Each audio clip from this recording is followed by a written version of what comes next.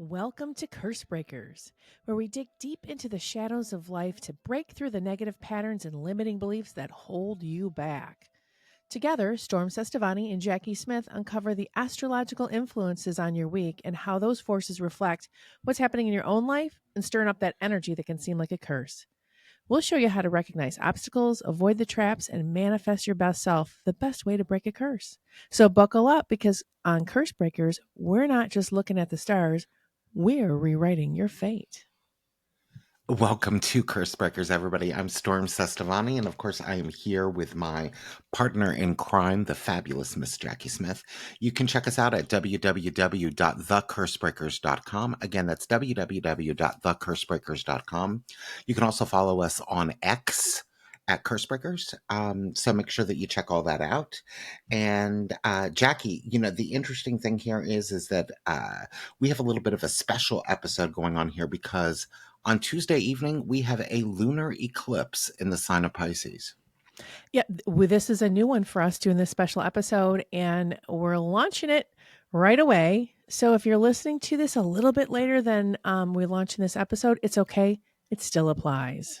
Right, it still applies because this energy is going to be majorly effective over the next couple of weeks, Jackie, but this will throughout the whole 6 months until the next eclipse season, which I believe is in like March.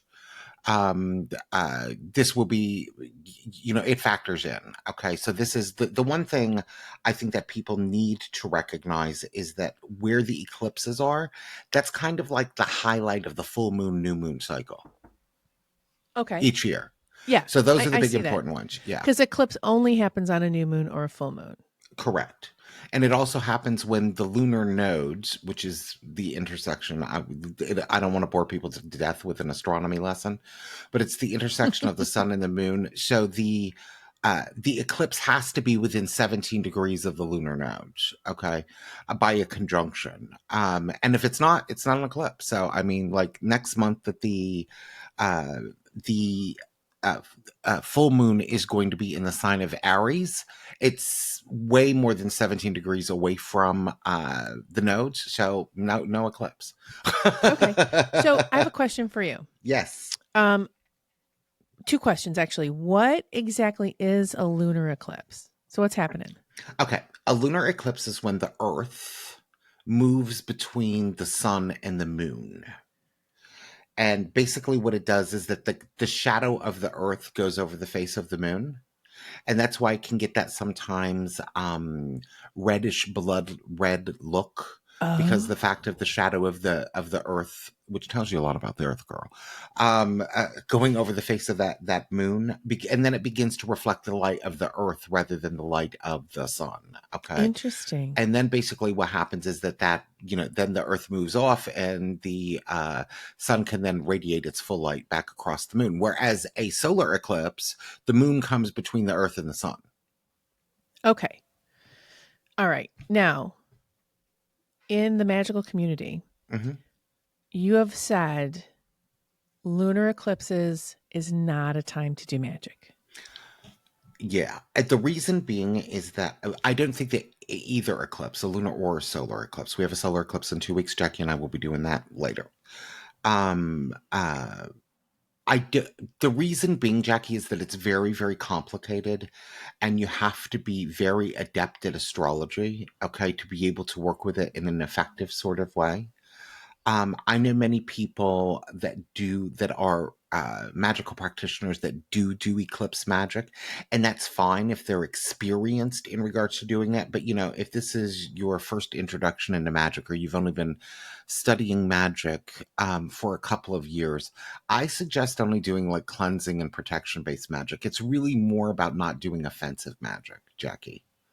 So I was reading some astrologers who they have chops.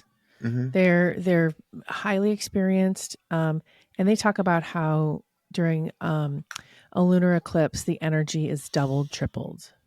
Correct. And then that would be a great time to do magic. Yes, if you're adept at what it is that you're doing. Remember that astrologer may be adept at what it is that they're doing, and they may have the magical chops. Susie in Ohio may not be adept at doing it. Okay.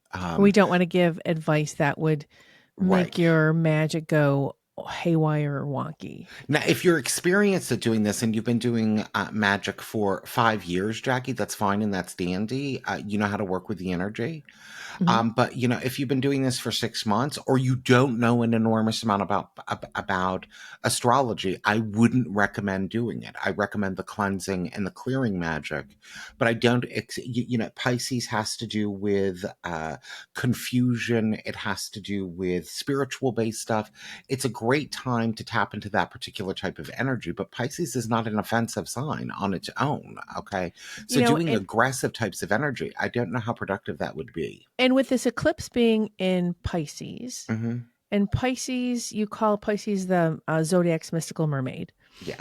And it's very ethereal, imaginative, spiritual, and it blurs the line between reality and fantasy. So, like if you're doing a reading or you're doing meditation before the magic that you're going to do, just understand that um, you're going to get blurred. Right. You're going to think that things are truth that are not truth. And added to that, Jackie, Neptune is conjoined to the eclipse. And Neptune is like a fog machine. Okay, so it's going to make everything even more cloudy than it already is. And Jackie, you've been doing magic for 30 plus years. Okay, under this particular type of energy and the fact that the likelihood of you getting it wrong is very high, what kind of offensive magic are you going to do? I don't wouldn't well I don't do offensive magic. I like to try and not be not I try mean, to I not mean, be more offensive, but aggressive, not um protective magic. Offensive would be you're I trying to would get be a result. I would be all about creativity on this Right, because you're going to be in the land of creativity with imaginative, ethereal energy of Pisces and Neptune. That it's just time to play and create. I mean, get your hands in some clay or bring out your crayons or almost like you could vision your future right, on this. Not to say this is the plan, but this is a potential that you have never thought of. right. I mean, this is going to be beautiful for that. Actually, it's really interesting. The day after the lunar eclipse, we literally have scheduled here a visioning session for our future. Well, that's great energy to work. That's a productive way to work with the eclipse energy. Okay. Right. And It's not I the didn't schedule that knowing that the eclipse was there. It was just like, this is a good day to do that. that's called synchronicity. Feeling And it. the interesting thing about a Pisces lunar eclipse, Jackie, is that first of all, full moons are intense enough on their own. Okay, they just are. They make people a little wackadoodle do at times. Hmm. The emergency rooms fill up. Police get more calls during a full moon than any other time of the month. Okay, and Pisces is all about feelings, okay? And a Pisces lunar eclipse is going to be kind of like an emotional tsunami, okay? So I don't know about you, Jackie, and this is just my own personal way of A, living my life, and B, plotting out how I'm going to work my personal magic. But Hmm. if I'm in my feelings, okay, and this is the time you should be in your feelings. The thing about astrology is that astrology is instructive. It tells you what to do. Okay. So all of the feelings that you're going through, as difficult and or as positive as they may be, they're meant to be. Okay. This is the time of the year to do that. Okay. Right. This is the time of the year to work on that particular energy. Now, with that being said, when I'm in my feelings and when I'm emotionally reactive, Jackie, that's not the best time for me to plot out magic. It's just not. Okay. Right. Because Right. then I'm doing it in a reactive sort of way and not a proactive sort of way. And people that are reactive tend to mess up their lives. So, In our last episode, we talked a lot about the stories that we build Mhm. um, when we don't have enough information, as we fill in the Right. blank, and the facts versus the feelings or the stories. So this says to me, your stories are going to come up.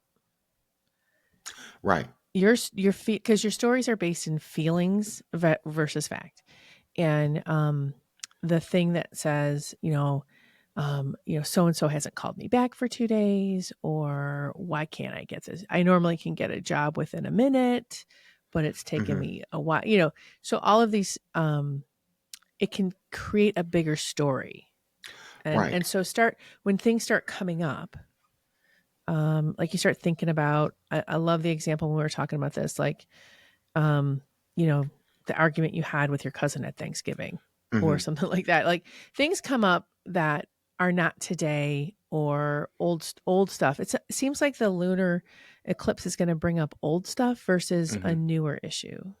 Well, it brings up, uh, the way that I work with the new and the full moon cycle, and it's the reason why with the new and full moon candle, we called it Let It Grow and Let It Go.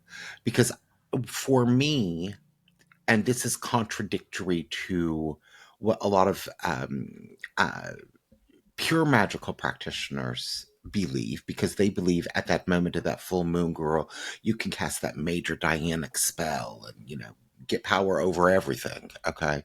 For me, it's more of a particular process of looking at what is the sign. Okay, the sign is Pisces, it's about emotions. And it's also beginning the process of a letting go period that happens for 2 weeks. Okay, so it's letting go of all of those past emotions. And, and your emotions are going to be all over the place. So it's laughing, crying, screaming, bellowing, napping, everything. Hopefully the napping goes after the crying. Uh, basically it's going to be all over the place. Okay. But it's also the time in which you let go of all of that stuff that may be holding you back. Okay. Liz Green, who is probably, the biggest astrological influence on me. Okay. I've studied everything that she's done.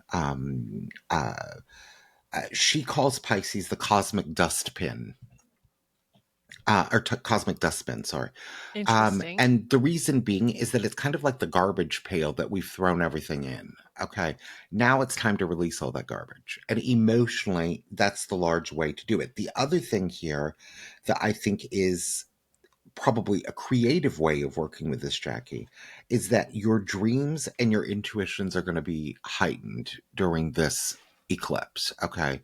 So I would suggest over the next couple of weeks, as many dreams as you can possibly remember, write them down.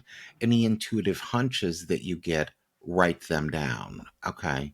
Um, uh, and this is more, oh, I'm intuitively feeling that the dog across the street is going to run away. No, it is more, those gnawing intuitions in the back of your head, Jackie, that says, right now you should be thinking about starting a business. It's not saying start the business. It's saying you should be thinking about it. Got it. Got it. Intuition, it's so interesting. Intuition, we so many people think as just your imagination. So Right. so yes, part of it is your imagination, because it needs your imagination to get through to you. Um, and a lot of times people go, whatever, I'm just daydreaming. And I Mm-hmm. just remember that. Let me tell you a little story about intuition, and which is interesting because it kind of works with the eclipses too. Right.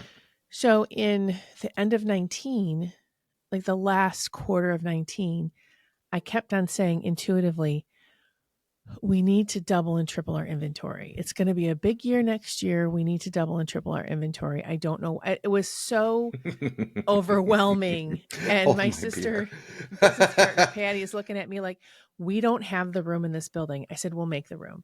I'll work somewhere else. Use my office. We'll stack them up on the walls, blah, blah, blah. We have to organize it really well, but we need Right. more inventory, and we need 3 months worth of raw materials. And so I'm like, we have the money right now. Let's just do it. Let's just buy it. Buy it, buy it, buy it. Okay, it'll be an asset. Who cares? We're gonna need it. Right. Now, um, the eclipses in 20 were in January, you said? I forget. I don't have my ephemeris in front of me at the moment, so I can't look it up. But I will tell you one thing that I remember for sure is that the two of us were on Messenger and we were just talking. And I said, Jackie, I am looking at the worst chart, and I believe it was an eclipse chart that I have seen since 2001. Mm-hmm. And you said, Storm, what does that mean? And I was like, I don't know. I don't know, but this is the worst chart I've looked at. Something big is about to happen. Right. Cut to the pandemic. Right. So, but this part of my intuition I thought was fueled by the fact that I had learned a few months earlier that we had been Hmm. embezzled from. And Right. I'm like, and the embezzler, between what they stole and what they cost us, was like $150,000. It was devastating, devastating. Right. And it almost put us out of business. And we were covered nicely. And we had a little bit extra. And so I thought I was reacting to the emotional response of being Hmm. embezzled from. Like, I don't want that money in the bank. I want it in raw materials because we're going to need it anyway. And then so here, see how that, like, I was like, is this my imagination? Am I just Right. reacting? So it's, and I'm like, no, this is really intuition, because intuition has a different buzz than emotional response. Right. So I think the that the intuition, Jackie, is that you're not going to be able to have people come to work, so you need right, stock right, on hand to be able to sell right. Actually, during the pandemic. that inventory on hand kept us in business when people could not come in to make candles. It was crazy. Right. But so, talking about this Pisces lunar eclipse, we have, like the ride is going to be kind of like, step one is embracing the emotional tsunami of Right. feelings. And then step two is going to be, go ahead and dive into that dreamland and that creativity And and intuition, yeah. intuition. And so understanding the difference between feelings and intuition is important. It So is. so what do you feel is the difference between feelings and intuition?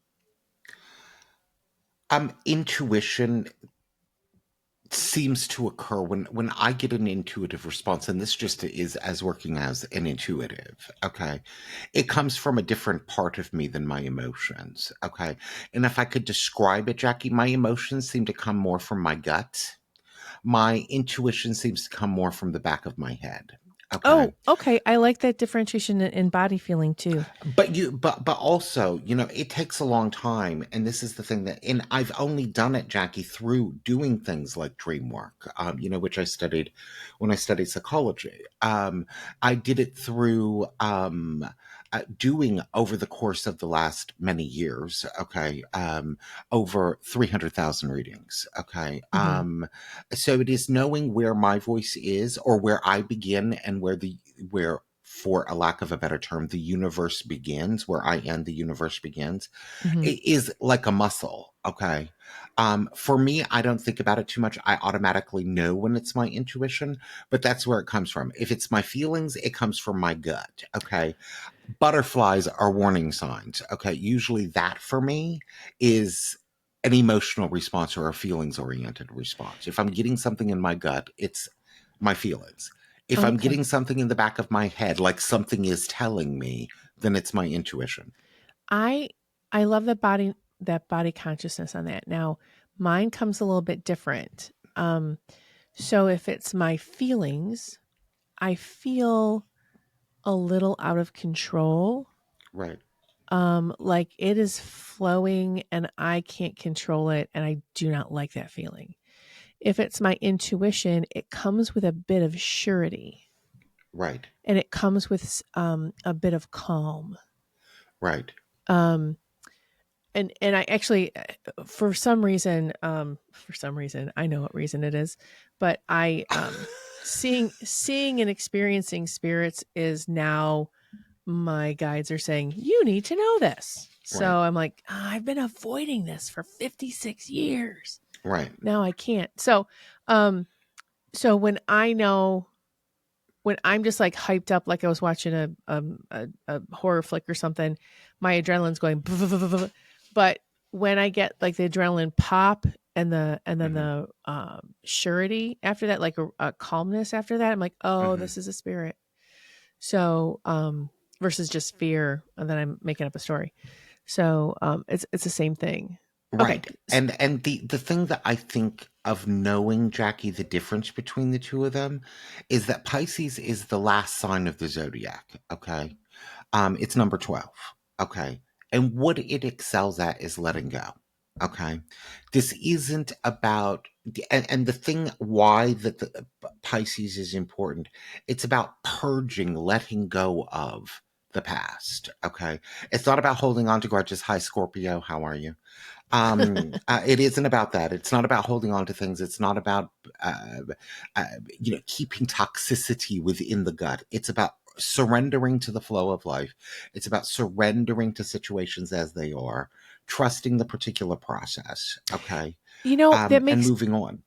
it being so creative and being about letting go makes so much sense because so often artists will talk about or that big creative purge that surge Hmm. creative surge you have to purge whatever to get it all out. That's why art therapy is so powerful. Right, and the other thing is, Jackie, because I am a graduate of Coventry Creations University. I'm the only one. No, there's lots. Is that one of the things that you've taught me in regards to releasing things is to do it through ritual, like write down what it is that you want to let go of, take a bath. I mean, that there was, I remember an episode of Keep It Magic that we did 943 years ago when we were walking through the desert, girl, with our headphones. We didn't even have headphones then, we had telephones, okay? That's how long ago it was. Is that you had a particular ritual thing in which people could go into their shower and get it all steamy and stuff like that and rub tea bags on themselves to clean off the particular energies of the particular time. And you could do that also with candles. Of course, we have a Let It Go candle called a full moon candle. Crystals, a playlist. I joke about in something that I wrote recently about people queuing up the Enigma. I suppose you could do Enya. I mean, not my cup of tea really, but just do whatever it is that you need to do to relax and let go and let things kind of flow out of you, flow away from you. I love. Okay, so here's a quick let it go Hmm. ritual. 2 minutes or less. I mean, that I can tell you. It might take a few more minutes to do it, but like I love it that you said put on the right music, Hmm. light the let it go candle, and then in the shower because a lot of us don't have tubs anymore. Um, and trying to do this in a hot tub is awkward. But um, you talked about the tea bag. Hmm. So what I do is I'll make with a scrap piece of cloth. I'll put tea, a little bit of salt. Um, if you have some herbs that really sing to you for letting stuff go, put it in there, tie it up, and then you Hmm. don't have to rub it on you. You're gonna put it through your aura. Hmm. Um, so you're just gonna run that through your aura as you're showering because you want to get it wet and it's gonna drip on you, and that's great. But I just, just in case somebody has a skin issue, don't rub it on Hmm. you. Yeah, So, yeah, yeah. And you so know me, let it girl. I'm not putting that salt on my skin. It's just not. right, and so you'll it's hot, it's steamy. You'll get the essence of it. It'll release. But I have done this when I'm on the road. Hmm. Um, and sometimes I'll take the like the little the little coffee in the room coffee things or in little filtery type things. Yeah, yeah, yeah. I've cut those open, taken the coffee out, taken a tea bag from downstairs, and done this like if I because I'm traveling and I'm like, Right, oh, I didn't bring the right stuff. Um, or you can't because sometimes I just have a carry on and I just can't bring things. right. Um, and it just works brilliantly as you're letting stuff go. The tea is an antioxidant, so it helps pull that energy out as you're letting stuff go. Yeah, and the thing I think also, those all of that sounds good in D&D. Okay, embracing the emotional tsunami, diving into dreamland, letting go like a pro. Okay, here is the thing though. Pisces is not all unicorns and rainbows. Okay, especially with Neptune conjoined this particular eclipse. And there is a natural tendency when people start, where you can go in the positive direction, Jackie, you also have to watch out to make sure that you're not going in the opposite direction, which is escapism. Okay. That you begin to run away from your feelings, you run away from your intuition, you don't let things go. You just hide underneath the bed, I guess, with a remote and Netflix. I don't know whatever people want to do Right. or that they do to escape what it is that they're doing. I don't suggest people drink 2 bottles of wine on Tuesday evening, or for that matter, spending 3 hours on TikTok talk because that'll drive you crazy. Right. So basically, I do feel as though that it is if you're feeling the need for escapism, I suggest self care. do a facial, do a face mask, take a nice bubble bath, do something to kind of help cleanse the particular energy rather than running from it. Yes. So knowing that you're in the suck, if it's all these feelings come in, Mm-hmm. so just keep working on release, release, release. Right. Right. And then it's about also, another way that you can work with this particular energy that I find relatively productive. And I think that one of the things that I'm so excited about the new curse breakers is that it is about using the energy of the stars to your advantage. It's about, taking the particular energies and putting your will attached to it and using them as kind of like your co-pilot, okay, to help you navigate through situations. And one of the things I think that you can also do here, Jackie, is get creative. Neptune and Pisces both love art, okay? They love music, they love poetry, any form of expression that takes you out of the body, basically. It loves, okay? So, dance, play music, if you want to spend, the evening listening to Hollywood Undead, go for it. Okay, whatever you want to do. I suggest that probably during Scorpio season, but whatever music you like, listen to it, immerse yourself into it, and it's about allowing that particular energy into your body, Jackie, and expressing it in some form of physical way. Get out the colors, get out the markers, scribble on stuff, not walls, scribble on stuff. This reminds me of something. So I saw this on an ad on Facebook, and then I decided to research it a little more. Mm-hmm. It's called neurographics. Right. It was created by some super smart people, but it's basically a way of just for us non-artistic folks for drawing, Mm-hmm. using your pencils, pens, crayons, whatever, and getting all of the emotions out. It's really interesting. You should check it out. Yeah, definitely. I mean, There's Facebook groups on it and stuff, and there's lots of instructional videos on YouTube. Just like you drew some circles, and then you draw these different lines, and you smooth them all out, and it's a whole process. And wow, it's really cool. I've also been doing something interesting, Jackie, because of I've been experimenting with. I'm not real good at it, okay, but I've been experimenting with image driven or the image creating AI programs. Mm-hmm. And what I will do when I'm wanting to feel something, or because I can't draw a straight line, I can't draw anything. Okay. I just can't. Okay. Right. But I can use words, Jackie. Okay. Pretty well and effectively. So what I will do is I will create what it is that I'm feeling in words, Jackie, and then go to the AI programs. And there's many out there that are even free. Grok is free. Okay. So basically, putting that in there, there's also a Google one that's now free. Putting in what it is that I've written down and seeing what the images that comes up, and then just playing around with it. And that's still the same form of expression. It's evoking an image through what it is that you write, but it is still evoking an image.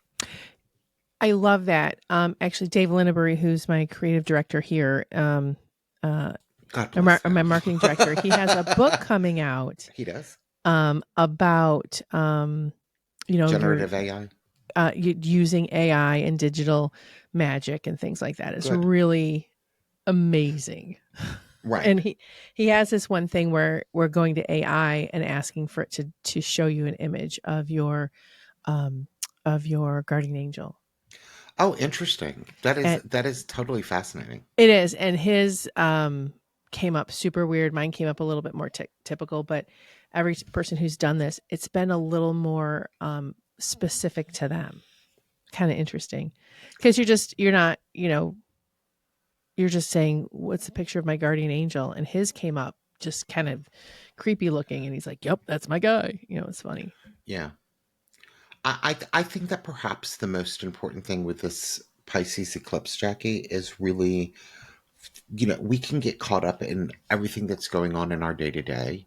And I think that we naturally, as human beings, begin to judge what is going on in our lives. I don't mean that it's productive, by the way, but we naturally, as human beings, judge what is going on in our lives. My career could be better. This could be better. My business could be better. My relationships could be better. This isn't where it is that I want it to be. I shouldn't have done that. Okay. And one of the main things I think with this is really just kind of trusting where it is that you're at and accepting something important, Jacki. You're where you need to be. This what comes to mind when you're talking about all this is a time when imposter syndrome could come in and try and take over. Mm-hmm. So, and we've talked about imposter syndrome in the past, but when you don't feel like you belong somewhere, or you're not good enough, or you're lying to the world, just that's imposter syndrome. So Right. you start going there, then you know that the eclipse is hitting you hard. And one of the things that I've been writing a lot of new content for my website that's not up yet, but I've been writing a lot of it because I want to release it all at one bang. You know what I mean? Mm-hmm. And one of the things that I noticed is that when somebody is born, they're born at the ascendant in their chart. So that's the beginning of the first house. Now, here is the interesting thing, Jacki. You would think that normally, because you're born, the sun is going to continue to move through your first house, okay? Or whatever planet is sitting there, or if there's not a planet sitting there, okay, it's going to move through it. But here is the thing: the sun in the sky, okay, at sunrise, okay, when any day, doesn't matter what the day is, okay, whether it be August the 14th, which is my birthday, August the 26th, we do accept gifts, which is Jacki's birthday. On the morning that you were born, Jacki, at sunrise, the sun doesn't go through that first house. Okay, it moves into the 12th house. So I think we all have to have a dose of imposter syndrome. I really do. I think that Mm-hmm. that's how we really figure out who we are, by first figuring out who we are not. Yes, that's very, very profound. So Like I said, astrology is instructive. it is. I love this. Astrology is instructive. So, excuse me. I don't know where that came from. So I'll cut that part out. So, Storm, how do we survive and maybe even thrive during this lunar eclipse? Wow, let me start again. So, Storm, how do we survive or potentially thrive during this lunar eclipse in Pisces? You embrace your emotions. You dive into your dreams. You release what no longer serves you. Make a little art.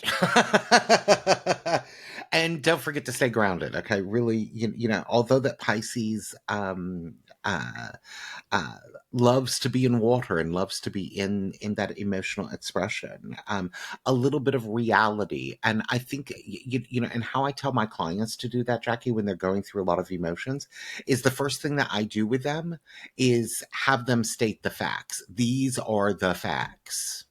We know this is true. These are the facts. So I tell people, like, for example, when we were talking about intuition earlier and feelings, okay, one of the things that you can know in regards to your feelings is that you can never verify them as facts, no matter what they are. You can't, because they're emotional, and that's kind of like a good way to kind of navigate through them. And it's about riding waves. It's about just going through this and looking at things in a deeper sense of who you are as an individual, who you are spiritually, and preparing, Jacki, for the new direction that you're going to go in. You're going to get a clearer insight of who you are on a deeper level, so that when things are born again in the sign of Aries, which is the sign after Pisces, okay, you can be off and running. So trust the process, do the process, prepare for the new beginning. It sounds like this lunar eclipse in Pisces Hmm. is an evolutionary point. Um, I You're suppose depending upon you're what you defined evolutionary okay. as. So or transitional, because it's the last sign Hmm. in the number 12, Hmm. and this whole thing is about feeling what you need to feel, seeing what you need to see, letting go, um, getting creative, and just releasing what doesn't work for you anymore. Right. All these old feelings. So it is a point of evolution. It's a point of Right. transition. Right. I think that I would do more transitional, because the root of the word evolutionary is also evolve, and I don't know if everybody's going to do that. Okay. Okay. I think that that's probably the higher octave of what we should do during the sign of Pisces, but there's many people on this planet, girl, that are not going to do it. Okay. They're just not. They're probably going to spend 6 hours on Netflix and drink the 2 bottles of wine and find any other form of escapism that they can find. Well, But it is about letting things go. It's about the endings of some things and letting go of all of the emotional baggage from the past and preparing for something new. and here's the interesting thing about astrology is that it happens. Right. You're going to find yourself going through this and doing this because it's happening. And then now you have the instructional manual, audio Right. instructions here to manage that. And Absolutely. you're going to be feeling it for about 2 weeks. You'll feel it heavily for about 2 weeks, but also remember, Jackie, that this lunar eclipse in Pisces really lasts for about 6 months. What? Yeah, Wait, what? How does this one day event last for 6 months? because the energies of an eclipse, okay, um, is a dominant. This is a dominant full moon. This is the most dominant full moon of the year. Okay, well, of the next 6 months, there will be another one that happens in 6 months. But it is a dominant energy, and that energy will continue to be percolating in the universe over the period of the next 6 months. Okay, so until March. Then we will have another eclipse that will happen, and I believe that um, will be a lunar eclipse. It'll either be in Pisces or Aries, one or the other. Okay, um, that will happen at that point, or it could be in Libra or Virgo. Okay, so and those are signs. Pisces and Virgo and Sagittarius and Gemini. For the next 2 years, y'all are getting all the eclipses. Have fun. Fun. Yay. So it's important, Jackie, because the fact that it is it's an eclipse. It's not just a full moon. Okay. A normal full moon, the energy subsides by completely by the new moon. Okay. This one is kind of like a frozen snapshot, if you want to look at it from that way. And one of the things that you can see in regards to mundane astrology, okay, this eclipse happens at 26 degrees Virgo. Okay. Every time that a planet makes an aspect to that degree of 26 degrees Virgo, usually in most cases, okay, something will happen on the lunar stage, sorry, on the world stage, okay, that is a direct cause of the lunar eclipse. Interesting. So think about also the thing that not to dive into world events, but look at what's going on in the world at the moment. Make note of it, because these are going to be a large theme over the next 6 months. And usually in regards to world events, Jackie, you're usually going to look at more the difficult side. So people will be doing a lot of escapism and a lot of Neptunian fog. Nothing is real. Don't believe everything that you see. It's going to be convoluted stuff, not to mention the lies, girl. It's going to be lies, lies, lies, lies, lies. Oh my. A lot of conspiracy theories to sort. Yes, yes. All right. So everyone is forewarned, instructed, and forearmed on this astrological eclipse. And let's get ready to talk about next week in our next show. Yes, definitely. And what they can do in the meantime is that they can cruise on over to thecursebreakers.com. That's our website. And like we said last week, Jackie and I will try to put up videos every single week in regards to letting you all know what the astrology are. And if we can't, we will probably pre-record them so that they're up there for you Right. as well. Jackie, where can people find you?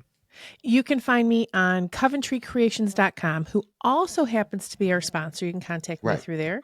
And you can find me on all the socials through Coventry Creations or Coventry Candles. You'll find me there.